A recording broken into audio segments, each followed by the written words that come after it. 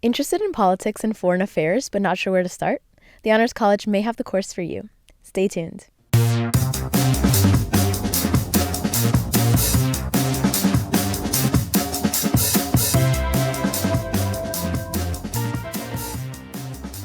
Hey Honors Bulls, welcome back to the Honor Roll Podcast, the flagship podcast of the Judy Genshaft Honors College Podcast Network. I'm your host, Fabiana Requena, a fourth-year student studying marketing and business analytics. My lovely co-host this week is Reva Gandhi, a fourth-year student studying biomedical sciences and public health with a minor in nutrition. How's your week been, Reva? It's been really good. Thanks for having me here. I've had a lot of exams, so definitely sleep deprived, but excited for this podcast. Amazing. We have one semester left, so we're on a roll. Going strong. Well, as always, we like to start off the podcast with one big question. So my question this week for you, Reva, is why should students pay attention to the news, current events, and politics outside of the U.S.?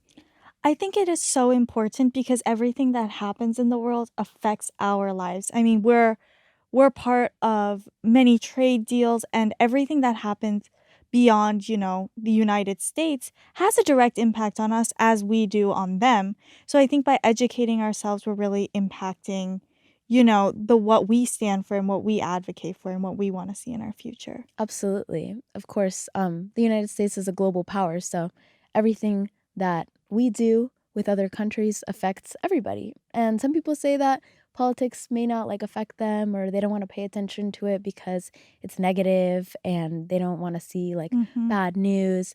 But in reality, it affects everyone and our everyday lives. So we should have, be educated on certain subjects and be well versed in many topics, especially as students. I agree. I think that is one of the challenges we face is building, some sort of belief system outside of the one that we grew up learning. Yeah. And I think learning about the news and reading the media and what everybody is saying is a really great way for us to get educated and learn more. Yeah, and have just a diverse perspective. It's super important.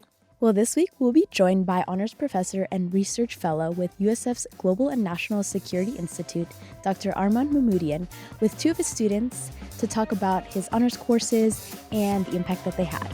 All that and more coming up next.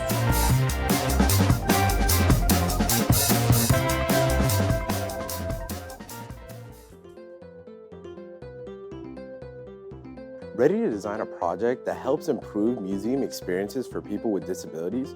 Join us at the Honors College Grand Challenge Competition to create bold solutions for real-world accessibility issues. This year's theme, Night at the Museum, AI, Accessibility, and Art, invites teams of twos to imagine how AI can improve spaces and help them become more inclusive for people with disabilities. Compete for a chance to advance your idea beyond the campus and help improve the lives of others. Learn more on the Honors website. To kick things off, could you briefly introduce yourselves, tell us your name, a little bit about your connection to the Honors College? All right, I'll start. My name is Caroline Pope. I am a senior here. I am getting concurrent degrees in political science and international studies. I've been in the Honors College all 4 years. I don't work here or anything, but I used to be an honors tour guide. Actually, fun fact, I had to stop that because I was studying abroad, but it was a great experience. My name is Birch. I am a senior at the Honors College studying international studies with a minor in legal studies. I work here as an honors ambassador, an event assistant, and It's a pleasure to be here. My name is Arman. My last name is Mahmoudian. I had the pleasure and privilege of being both a student and also the adjunct faculty at the USF. So I've been on both end of the education of it, being a student. I got my PhD here in politics or international affairs, otherwise is known as government. I've been with the College of Honor since the fall of the 2021, and it's still been going on. They haven't kicked me out yet. So.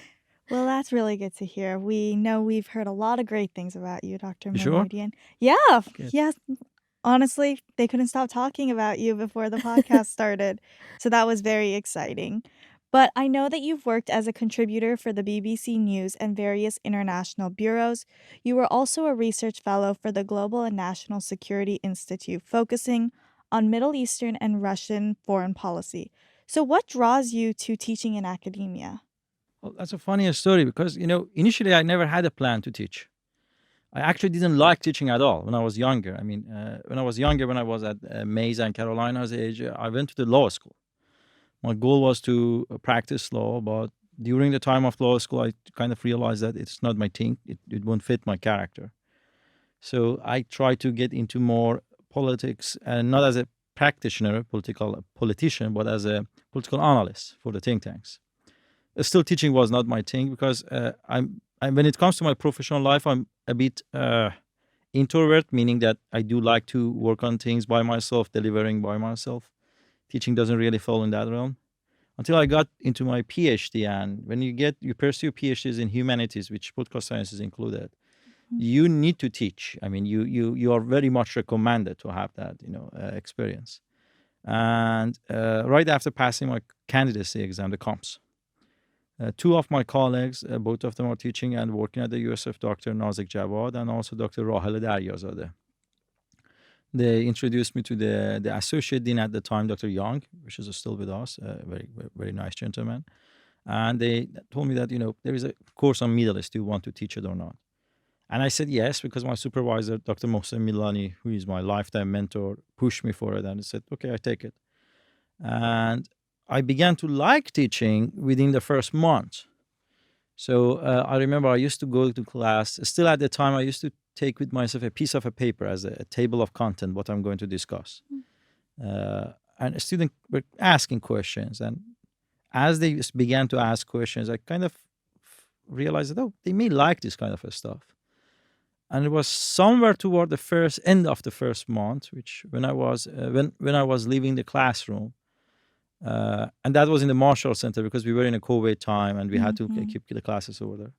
I remember I was closing the door behind myself and something came to my mind, not exactly like this, but in relevance to this, that, well, there's a group of people here, 18, 19, young human being, and they finished their day today knowing one sentence. If at least we can say that during this class they learn one more sentence, they add one line to their knowledge, and I found it very fulfilling. So I kind of stuck with it. Yeah, and I'm very happy about it. Can you tell us a little bit about your time before you started teaching in academia and what it was like to be a contributor for the BBC News? You mean as when I started interviews, or in general before that? Yeah, I would say in general, kind of just a little bit of a timeline about what got you so interested in that realm. Well, that's a good question.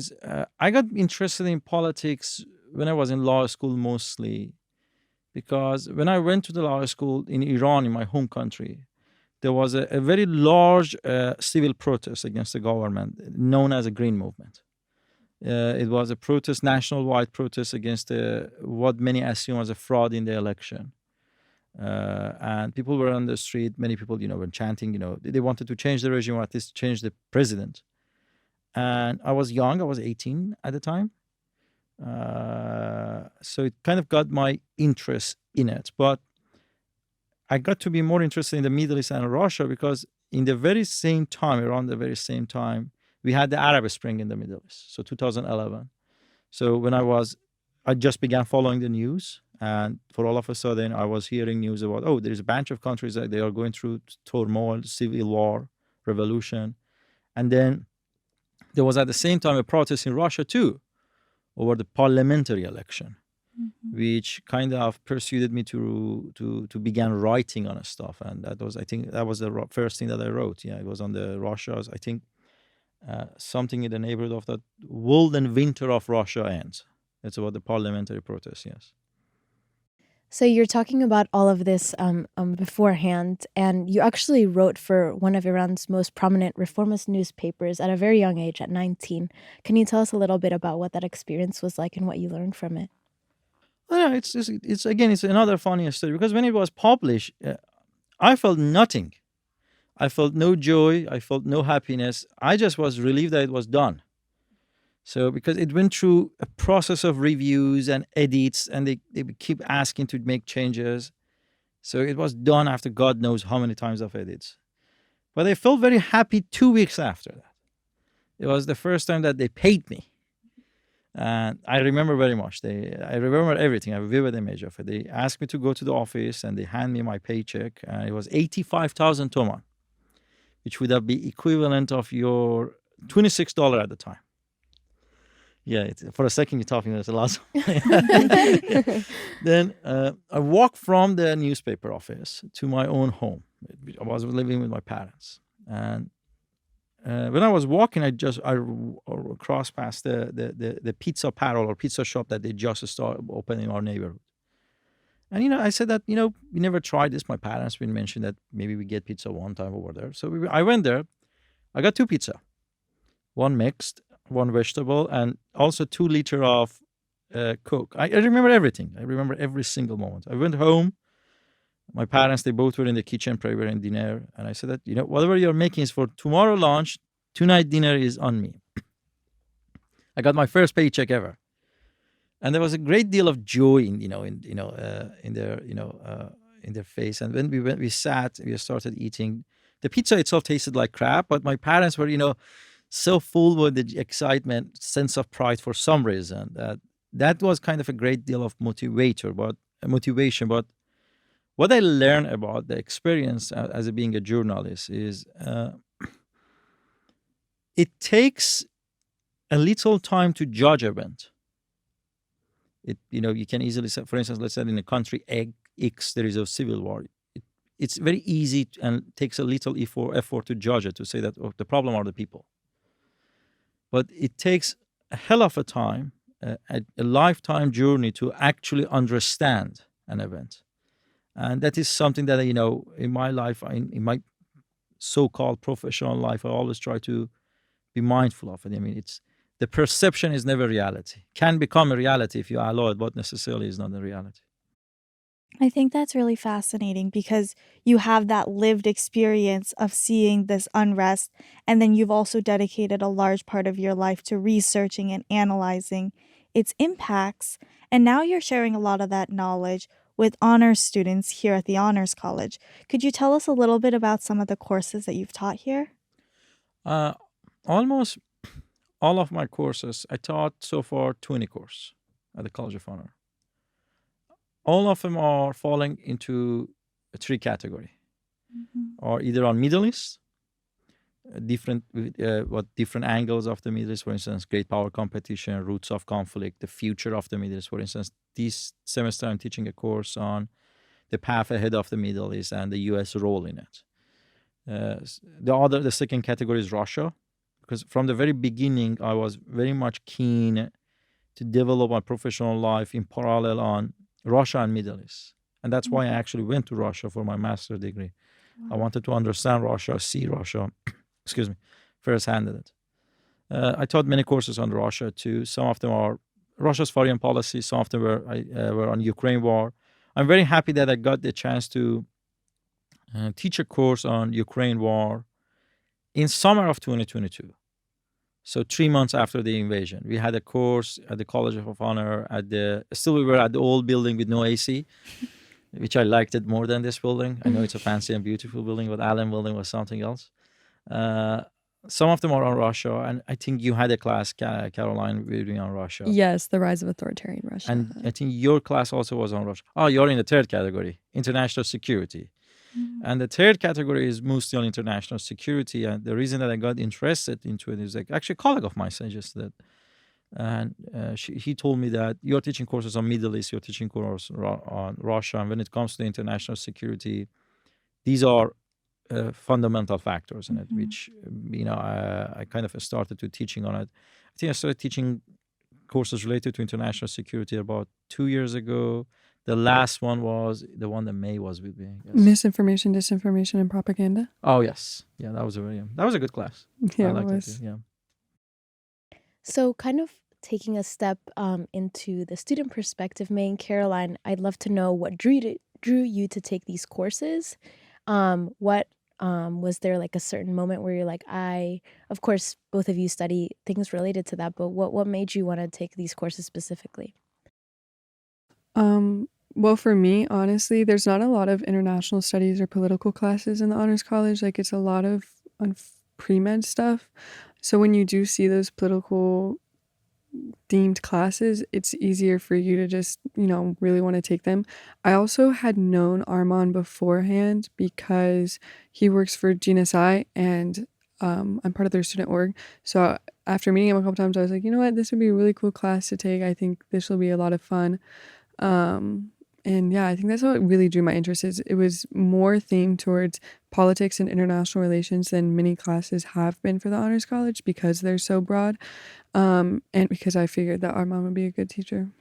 Yeah, I'm coming from a similar angle with the political science realm of classes. I try to take like all of my honors electives and that thing just because for me, I just can't do health. I like blood, even the thought of it makes me like want to pass out. So I always try to like really cater my honors education towards that. And I actually fell into the class because I don't know, I I ended up having to drop a class that semester.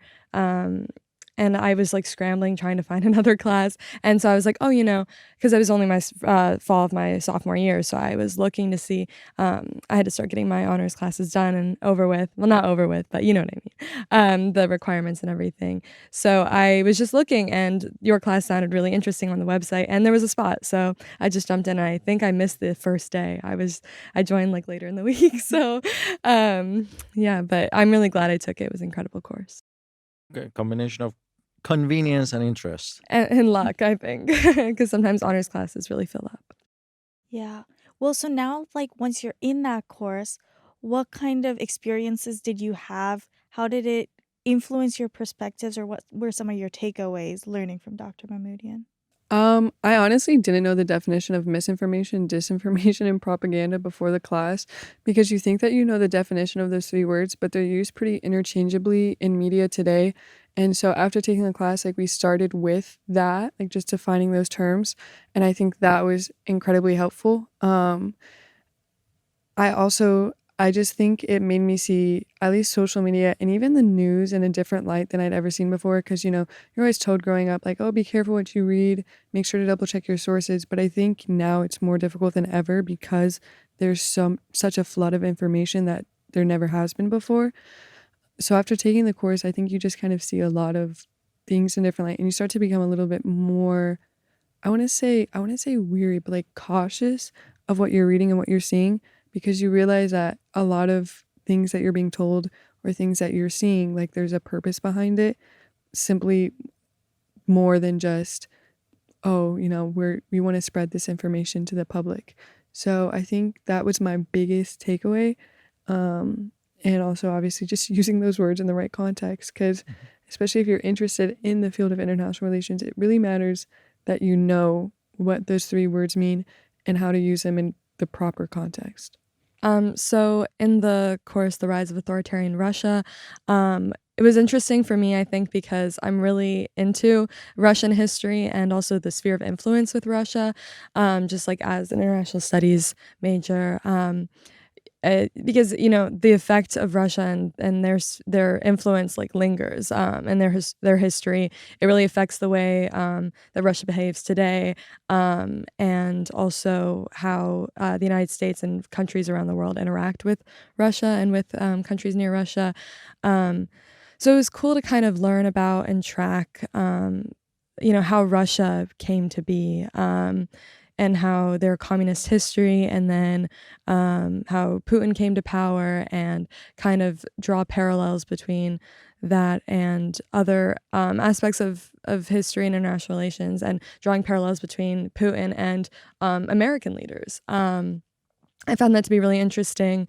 And of course, Dr. Mahmoudian's experience living in Russia was invaluable, I think. He had like a really interesting and specific perspective that I think not everyone in the class really got just because we've never lived in Russia. But yeah, it was a really interesting class. And I just think that learning about that and having his particular experience was really helpful. What was the class like? How was it set up? Were you discussing a lot? Like, were you reading articles? Were you like watching videos? Maybe looking at different like news sources? What did the class kind of consist of? Were you having like lots of conversations with one another? Yeah, all of the above. We started off the class by he would ask us what we saw in the news that week, and it was a little bit like, but it got me to actually read the news, so that was helpful. Because sometimes I'm bad with that. But it was really interesting time because I took it in the fall of 23, and so we had been about a year and a half into the invasion of Ukraine. Um, and so, there was constantly updates about that in the news. So we got to explore that at the beginning of class. And then we kind of move into discussions and we had reading assignments like for homework and stuff. But we also did, I think, once we got into the course, we did like almost daily presentations from students on the readings and on topics surrounding the rise of authoritarian Russia. And so we got to, kind of have that presented from a student perspective and how we analyze it and then discuss it, which was pretty neat. I'm sure there's students that would like to be a little bit more versed in current events. Mhm. What's kind of like your advice from a professor and from students for the students that are looking to be a little bit more into current events? I think the best way to be versed in current events is obviously to read the news, but I think it's really important to double, triple check your facts. So, read one news source. I would always say stay in the middle, not because of like your political leaning or whatever, but just because the way that bias can warp a story is really bad. So I would always say try to stay in the middle for news sources. And then whatever you read, I would just double check those facts. And I would read another newspaper on the same subject and then a third newspaper. I know there are a couple websites now that you can use to put in the information and see how reliable that information is. But at the end of the day, everything that's written, at least from a newspaper perspective, has bias within it, unfortunately, and that's just something we have to recognize.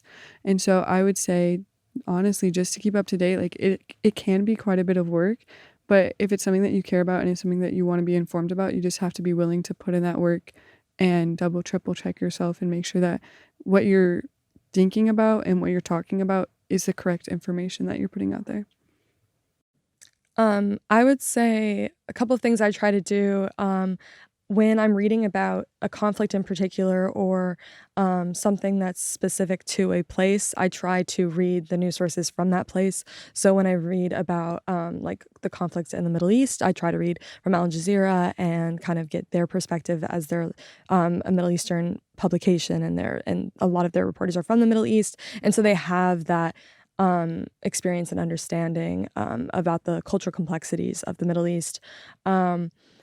Same with if I'm reading about the invasion of Ukraine, I try to read from Ukrainian reporters as well as Russian reporters, and Russian reporters tend to be a little more biased towards Russia, but I also like to look at ones who left Russia because they were forced out by the regime. And are writing from that perspective and understanding, the rise of Putin and everything. So I recommend, looking at sources that are based in the areas where you're trying to learn about. I also recommend just talking to your peers about stuff.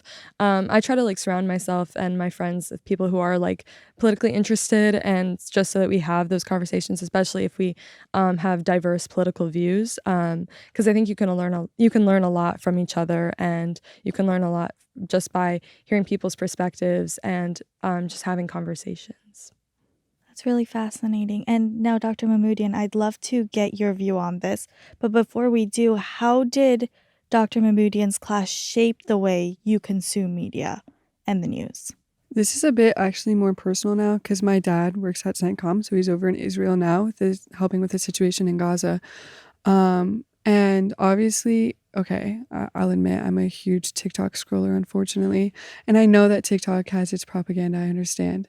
But sometimes when I'm looking at the media and I'm looking at the information on there, as I'm kind of digesting it, I realize that I'm subconsciously starting to think about these things.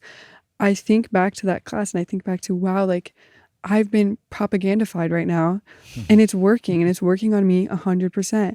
And luckily for me, I just go to my dad and I talk to him about the situation. And obviously even he is biased, he's coming at it from an American military perspective.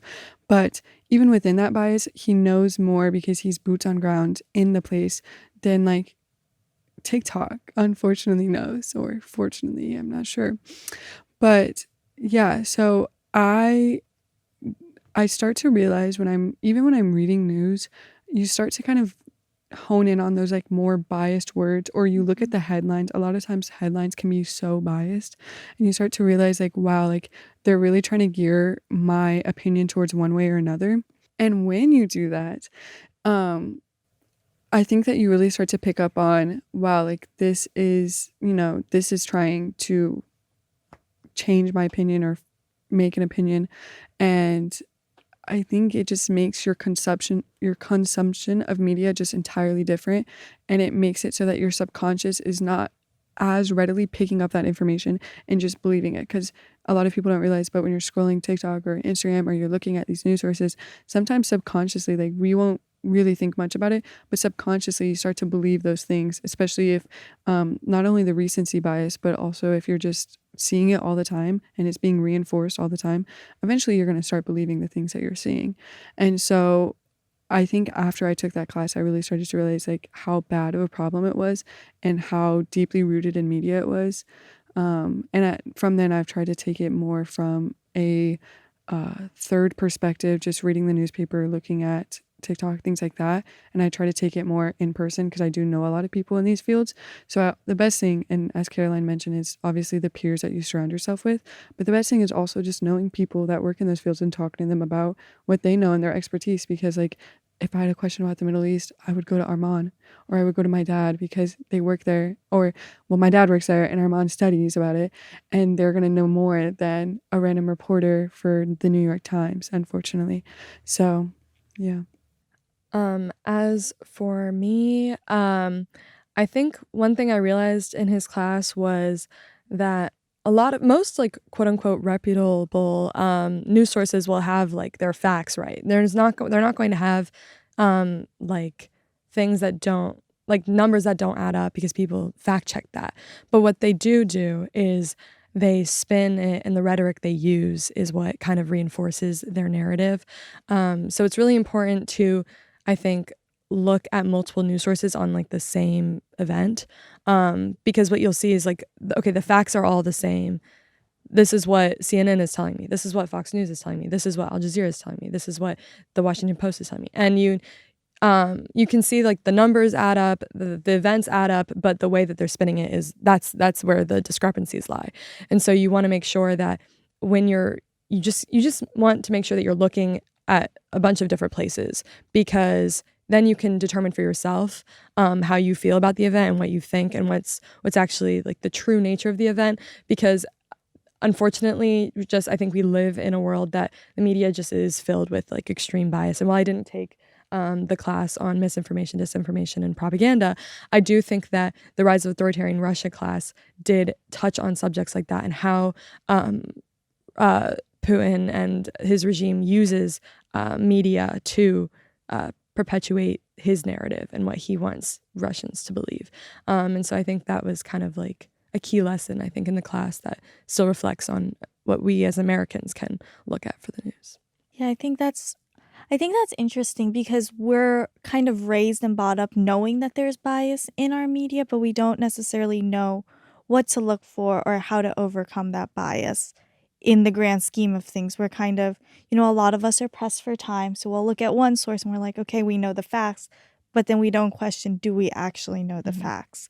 So Dr. Mahmoudian, what do you think students should pay attention to? Well, Caroline and May actually did a great job. They covered almost everything. The cross fact checking, going out of your bias environment, getting news from the local hand, first-hand experience. But before going to forward, I just want one note on May's dad. Say hello to that. I wish he's safe. Those of the U.S. servicemen who are right now in the Israel, they are doing a great humanitarian mission, establishing and facilitating the ceasefire, which brings a great deal of peace to the civilian of the Gaza, and also facilitating the hostages of the October 7 to finally get back to their home. So his cause is very great. I'm not sure they get the credit they deserve on either of those servicemen, but please say hello to him, and I salute him, and I wish him a safe return home. But going forward from that, back to your question, again, these two did a great job on answering it. I just gonna add one thing, and it's rather comes from my personal background rather than professional background. That's one of the reasons that I kind of at the very beginning got be interested in media and news.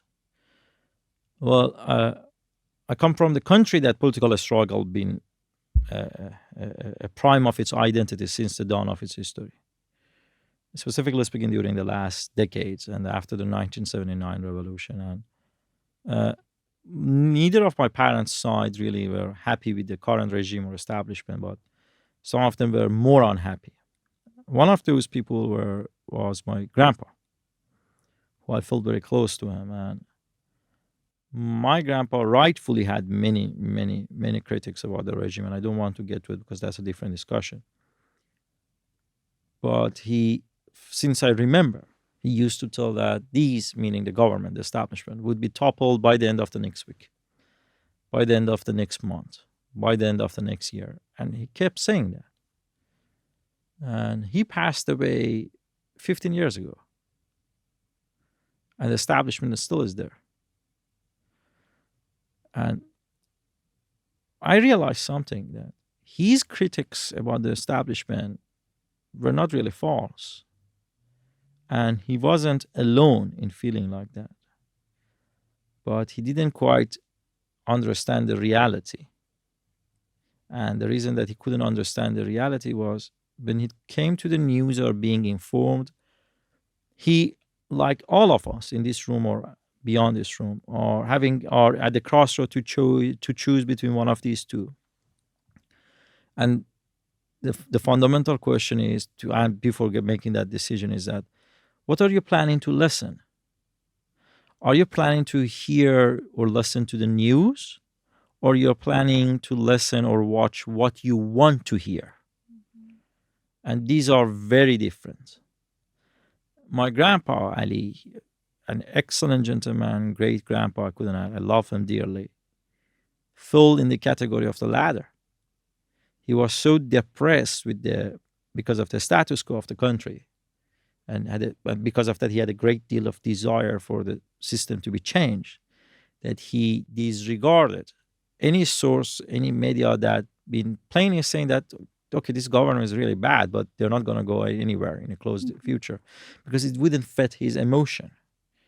And the bottom line is that news should not be measured, categorized based on your emotion. I'm not downgrading emotion. I teach also human nature. Emotion is a part of one of the foundation and pillar of your identities. But if you want to hear the news, it is about your ration. If you want to find an objective news, it's about your reasoning. So I advise to everyone that pick your choice. Pick your fight. What you want to hear, the news or what you want to hear, and either of them are fine. I mean, sometimes people can say that the news stresses me. I want to hear something that's positive. I get it. I'm not saying that it's a solid decision, but I get it. If that's your choice, it's fine. But remember, at least before making a judgment or comment, your channel or source of being informed is not as solid as you think. So don't act upon it with an absolute confidence. I think a good point that all of you brought up is that we often surround ourselves with people and news sources that kind of fit what we want to hear.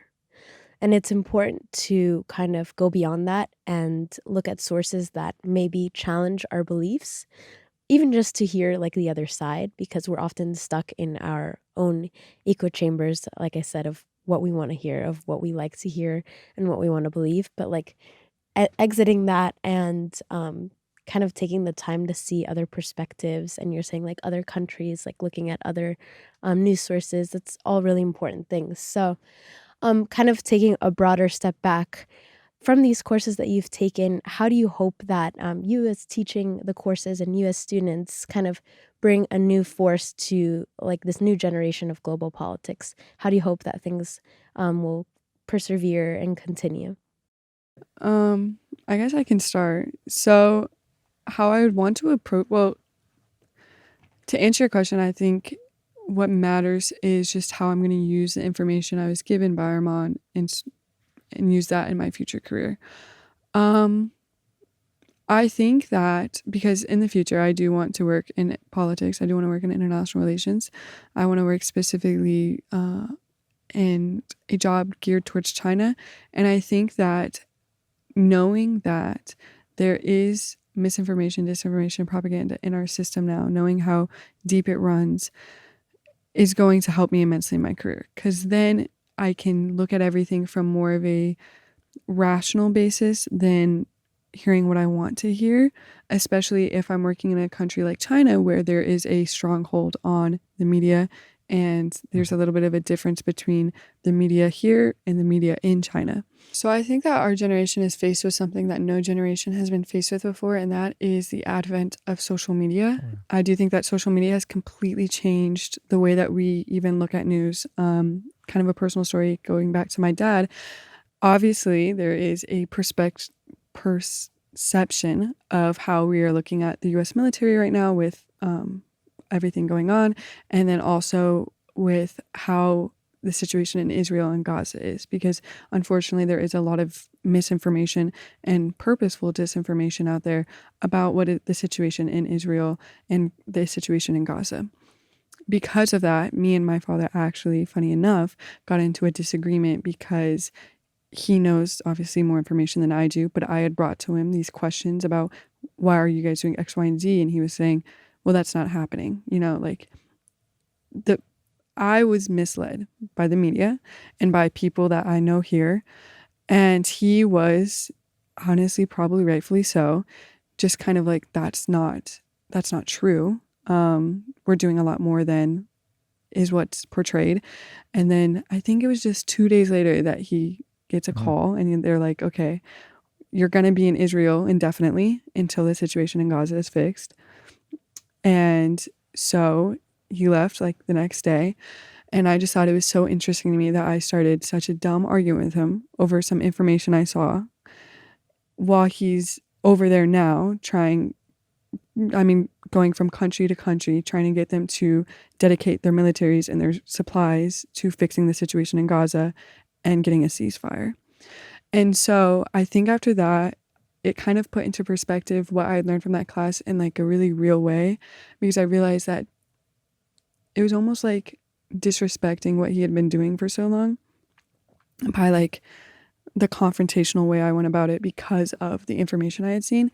And so I think after that, my biggest hope for us would always be that we recognize what social media is. We recognize the dangers it has. It's very fun. We all love scrolling, but it is also very dangerous to have, unfortunately, today. And it can give you a lot of like incorrect views on things, and it can just make you subconsciously believe things.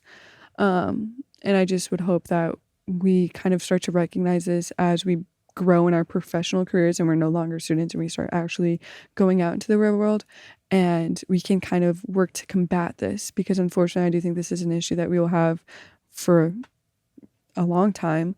And I think that the only way that we can really grow past it is to learn to combat it and kind of be like more open on the discussion of misinformation, disinformation, and propaganda. Because there's even countries out there now that are constantly being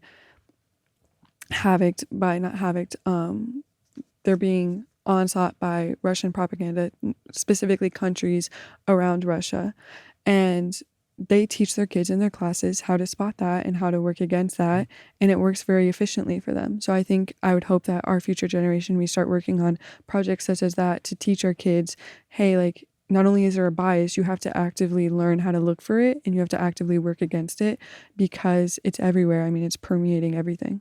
I think that's really well said.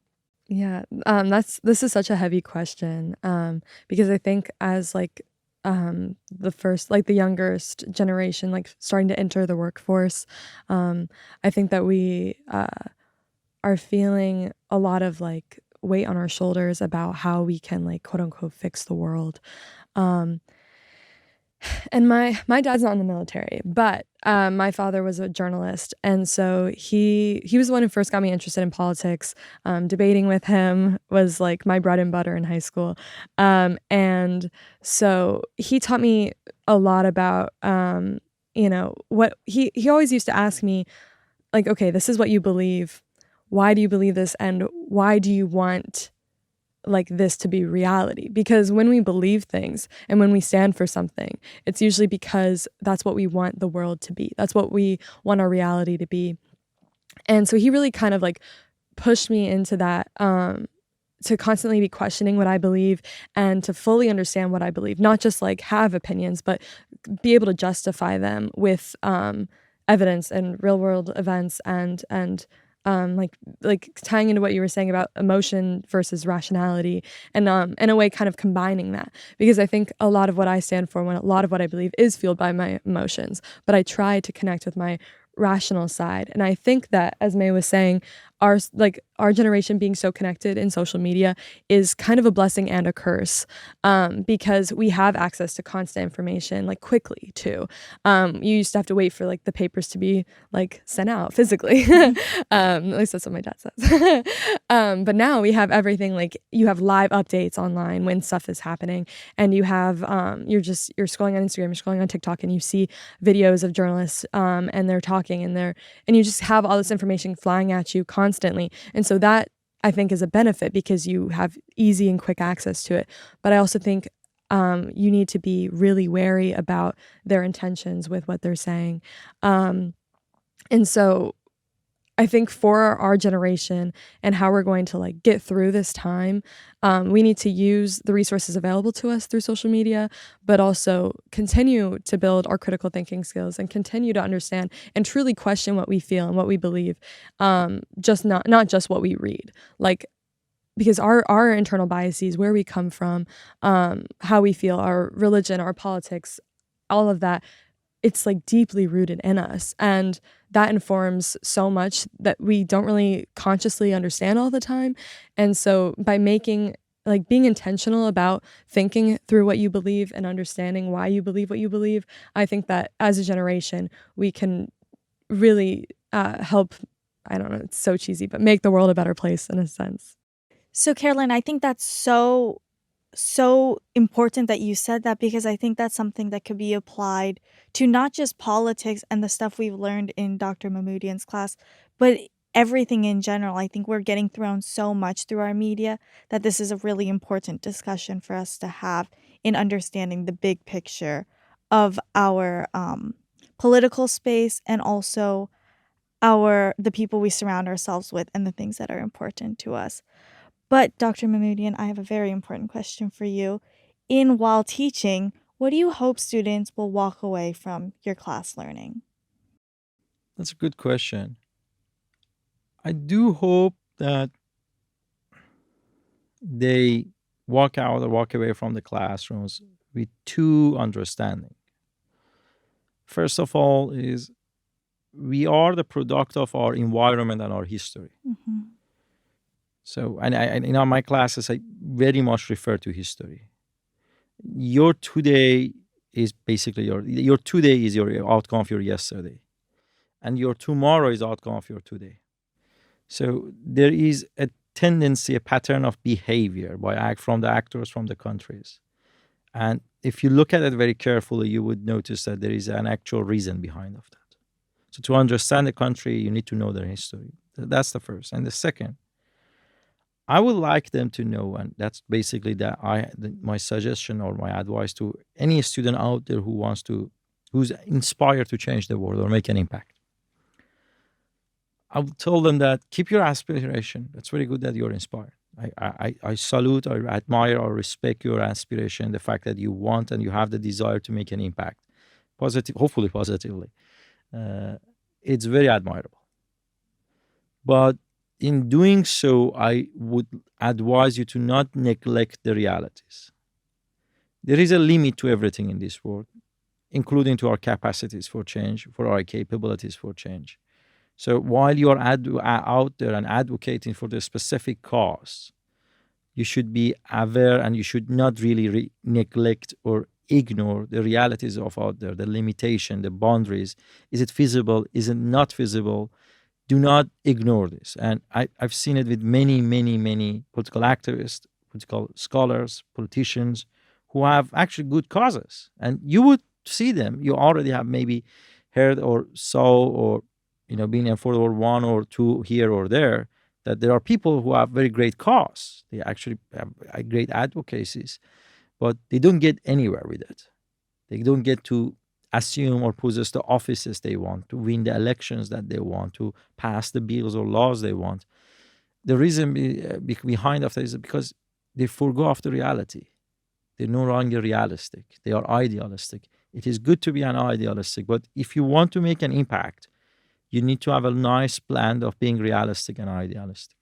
You can be an idealistic, but a pure idealistic is going to be a force of inspiration for the future generation, not necessarily making an impact on the current atmosphere or circumstances. I think finding the balance between, like you said, realistic and idealistic is a hard balance to achieve.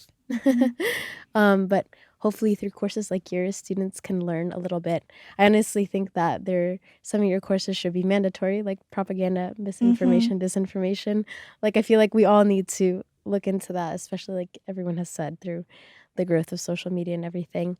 I would love to hear about your upcoming class this spring, which is IDH 3400, Politics and Human Nature. Can you tease us a little bit into what you'll be teaching in that course? Yes, that's actually a very interesting course because, remember earlier on I mentioned that my teaching courses on international security, Russia and Middle East. But I never taught a course twice on same subject.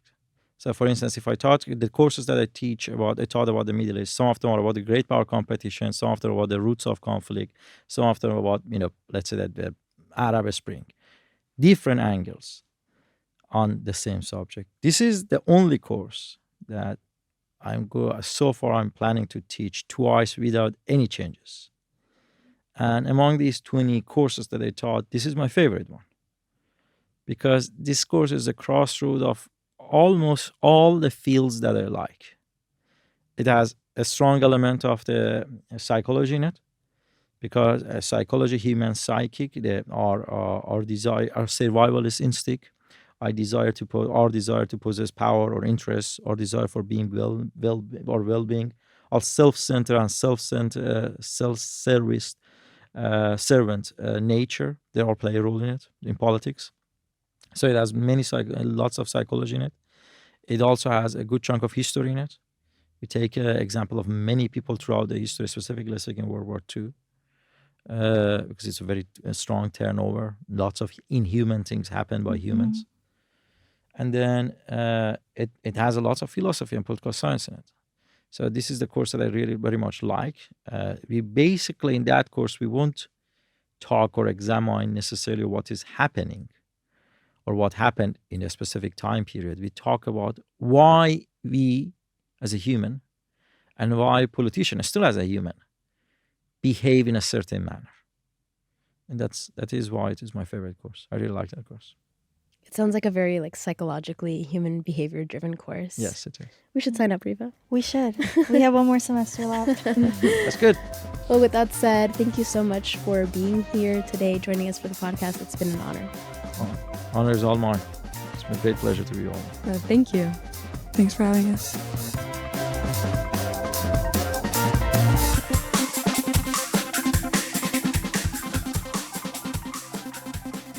Well, we're back in the studio. What did you think, Fabi? I think that was a terrific podcast. I mean, I love political science and current events. I like to stay updated and in with the news, and especially global politics, geopolitics, all of that. So it was really interesting to have Dr. Mahmoudian's perspective and how well-versed he is and well-spoken he is on the subjects like in the Middle East or Russia-Ukraine conflict. So for me, it was fun. I agree. I think it was also really interesting to see how passionate he was and how he's able to convey his passion to his honors students and through the classes he teaches. And if you're interested in learning more about honors courses such as Dr. Mahmoudian's, don't forget to check the Honor Roll newsletter and our website at usf.edu/honors for upcoming events, updates, and news. The Honor Roll podcast is recorded in the Judy Genshaft Honors College at the University of South Florida Tampa campus. Production assistance is provided by USF students Sandra Napolitano, Vama Shah, Nicholas Henry, and Maya Nikolski. Thank you all so much for listening, and please do not forget to rate and review our podcast as we really appreciate your feedback. Tune in next time to hear more honor stories and talk to more members of the GD Genschaft Honors College. Until next time, go